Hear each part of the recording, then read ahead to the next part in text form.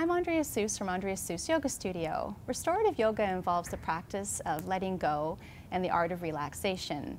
Your body is supported by blankets and pillows and bolsters so that you can rest your body and your mind deeply and completely.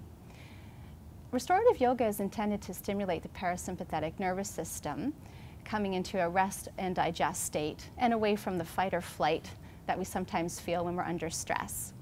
It's particularly useful for people who are dealing with chronic stress or anxiety, undergoing major life changes, or dealing with illnesses or injuries. Today we'll look at a couple easy poses that you can practice at home, even with pillows from the couch or blankets if you don't have fancy equipment. We'll practice child's pose by having the knees on the ground, and my knees are lifted on a few blankets. My feet can hang off the edge, which may be more comfortable for the ankles. If anybody experiences any issues with their knees, you can have a blanket tucked underneath your legs as well to open up the knee joints.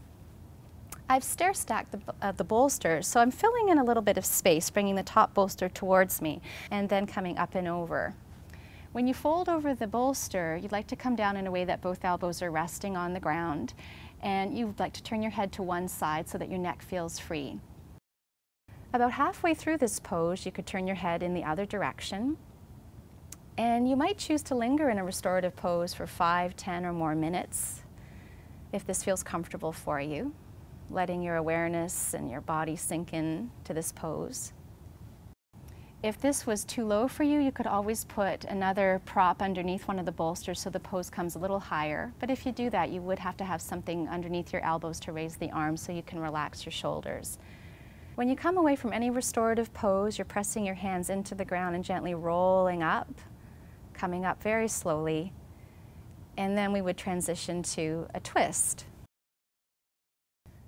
I'm sitting sideways with the bolsters at the side of my pelvis, and we're going to come into a little twist here. So my feet are in behind me, I'm resting my hips on the floor, and I'm bringing my arm that's closest to the bolsters up to the ceiling so I can lengthen my spine and twist. I'm bringing my belly up and over and resting down on the bolsters, laying your belly and your rib cage on the bolsters, and again having your arms come down to the ground with your elbows resting, your hands resting. And for most of us, the twist might be a little too deep if our head turns away from the knees, so you might choose to look towards your knees.